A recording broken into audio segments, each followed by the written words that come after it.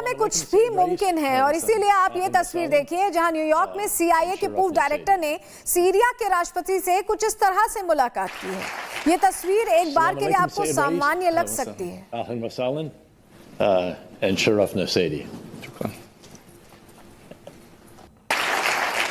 तो आपको ये अगर तस्वीर सामान्य लग रही है, लेकिन अब आपको हम जो दो तस्वीरें दिखाएंगे उसमें एक तरफ डोनाल्ड ट्रंप इसी शख्स के साथ आपको नजर आएंगे, देख रहे हैं आप, और दूसरी तरफ इसी शख्स को अमेरिका ने एक आतंकवादी बताया और इस पर करोड़ों का इनाम भी रखा था।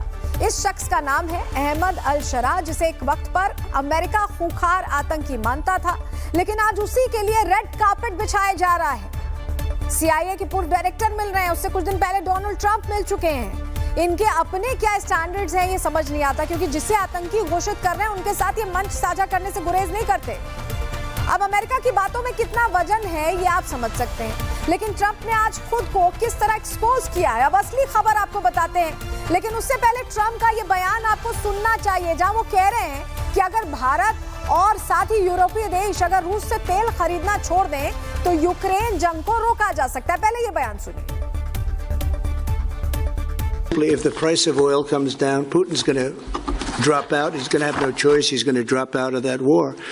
And when I found out that the European nations were buying oil from Russia, and as you know, I'm very close to India. I'm very close to the Prime Minister of India. I spoke to him the other day, wished him a happy birthday. We have a very good relationship. He put out a beautiful statement too. We have, but I said, I sanctioned them. China is paying a very large tariff right now to the United States, but I'm willing to do other things, but not when the people that I'm fighting for are buying oil from Russia. देखिए, अब एक तरफ Trump जो है Ukraine जंग की वजह से रूस से तेल खरीद को गलत बता रहे हैं, तो वही असली सच क्या है अब वो आपको सुनवाते हैं, जहां ट्रंप अनजाने में सारा सच बोल गए और बता दिया कि यूक्रेन जंग में हथियार बेचकर वो किस तरह से मोटी कमाई कर रहे हैं। सुनिए उन्हें। Spending any money on the war is being funded by NATO. NATO is buying our equipment. In fact, I don't want to make money on that war. I don't want to, but we are actually making money on that war because they're buying our equipment, as you know. But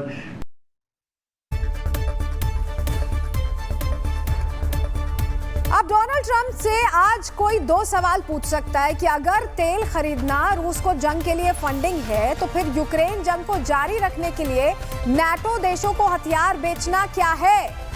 ये सवाल है, क्योंकि हमें तो वो funding करने की बात कर रहे हैं, हम तेल खरीद रहे हैं रशिया से, तो ये हथियार बेचकर क्या कर रहे हैं? कोई चैरिटी तो कर नहीं रहे हैं। अब ट्रंप को तो यूक्रेन जंग से सीधा फायदा हो रहा है और ऐसे में जिसे जंग से फायदा होगा वो जंग को कभी रोकना ही क्यों चाहेगा? और ट्रंप तो पैसों के पीछे किस कदर पागल है ये हमने देखा है, और इसे आप व्हाइट हाउस की प्रेस सेक्रेटरी कैरोलिन लेविट जो कह रही हैं उससे भी समझ सकते हैं। सुनवाते हैं। Part of President Trump's mission to restore America as the manufacturing superpower of the world, he has secured nearly $9 trillion in U.S. investment, nearly 9 times more than Biden attracted in his entire 4-year term, and we expect that number to be upwards of $15 trillion very soon.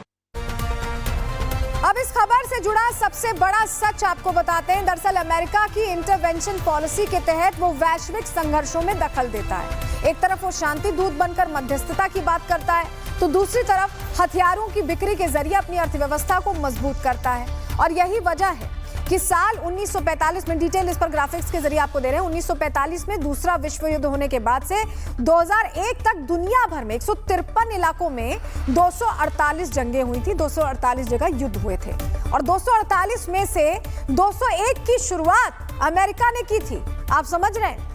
इसका मतलब हुआ कि 1945 से 2001 के बीच दुनिया भर में जितनी भी जंग हुई है उनमें से 81% अमेरिका ने शुरू की थी, और बहुत बड़ा परसेंटेज है ये।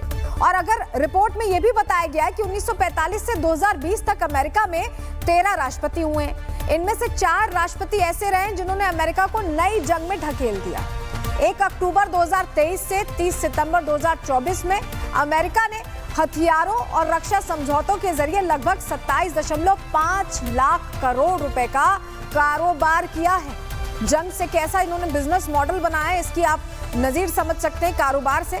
इसमें लगभग 17.37 लाख रुपए करोड़ की कमाई अमेरिका कंपनियों ने हथियार बेचकर ही की है। यानी मोस्ट ऑफ द कमाई जो है इनका, मोस्ट ऑफ द पैसा उसी से आया है। अब आप समझिए कि ट्रंप की खुशी की वजह यही है, दुनिया भर को कह रहे हैं और खुद पैसे बना रहे हैं। अब अमेरिका खुद तो दुनिया को जंग में झोंककर हथियार बेचने का धंधा खुलेआम कर रहा है, दूसरी तरफ वो अपने हथियार में रोड़ा पड़ने वाले हर देश को प्रतिबंधों की धमकी देते रहते हैं। इससे साफ होता है कि ट्रंप को सबसे ज्यादा ये बात चुभ रही है कि बिना जंग भड़काए यूक्रेन युद्ध के बीच उससे ज्यादा मोटी कमाई भारत आखिर कैसे कर ले रहा है। इसी से जुड़ी रिपोर्ट आपको दिखा रहे हैं।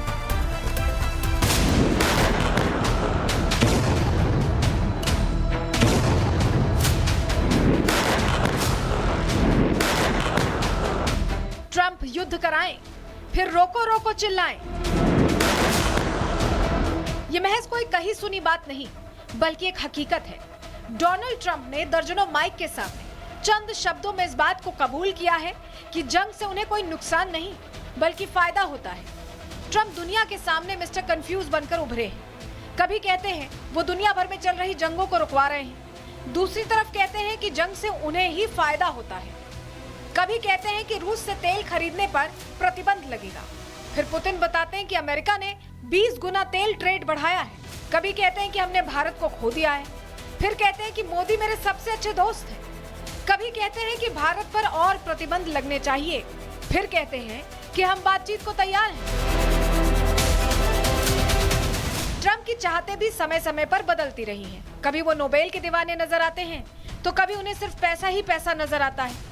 दरअसल ट्रंप की एक पहचान ये भी है कि वो एक मशहूर उद्योगपति हैं, उन्हें बिजनेस चलाना आता है। ऐसे में ट्रंप राष्ट्रपति की कुर्सी पर बैठकर भी अपना गल्ला संभाल रहे हैं।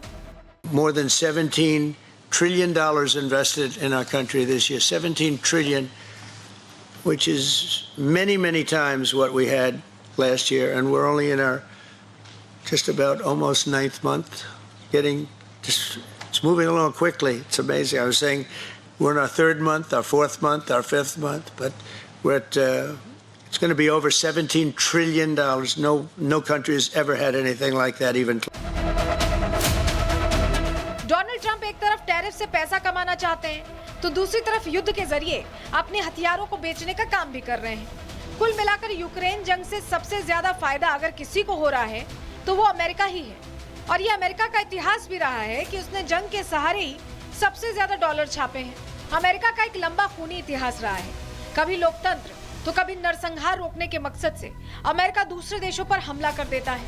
अमेरिका पर अक्सर आरोप लगते रहे हैं कि वो लोकतंत्र और मानवाधिकारों की रक्षा करने के मकसद से युद्ध शुरू कर रहा है। हालांकि इसके पीछे उसका अपना एजेंडा होता था। यही कारण है कि एक कार्यक्रम में जवाब देते हुए विदेश मंत्री एस जयशंकर ने भी कहा था कि पश्चिमी देशों के लिए आतंकवाद की भी परिभाषाएं बदल जाती हैं और यही इनका दोहरा चरित्र है। Countries, often countries do not take a position when some other country is a victim of terrorism, which they would do when they themselves are. We have, in that respect, honestly been much more consistent and principled. That we have, when terrorist incidents, attacks happen elsewhere, outside India, we have largely followed the same position that we have taken when they have happened in India. पश्चिमी देशों के इसी चरित्र का आज भी खुलासा हो चुका है। जहां एक तरफ ट्रंप ये जंग रुकवाने की बात करते हुए खुद को सबसे बड़ा शांति दूत बताते हैं, तो वहीं दुनिया की सबसे बड़ी जंगों के पीछे भी यही सबसे बड़े चेहरे होते हैं। दुनिया इस बात को नहीं भूली है कि चाहे वो कोरियन वॉर हो, वियतनाम वॉर हो, खाड़ी युद्ध हो, अफगानिस्तान में जंग हो या इराक युद्ध हो, इन सभी जंगों में अमेरिका का हाथ रहा है। ऐसे में आज ट्रंप चाहे कितनी भी बातों की जलेबी बना लें, लेकिन सच तो यही है कि वेनेजुएला में सेना डिप्लॉय करने के साथ ही यूक्रेन युद्ध में हथियार बेचते हुए कतर की जमीन पर हमास पर हमला करवाकर ट्रंप को शांति दूत तो कभी नहीं कहा जा सकता, लेकिन हाँ, ट्रंप को मिस्टर कंफ्यूज जरूर पुकारा जा सकता है। Bureau report, Republic Bharat.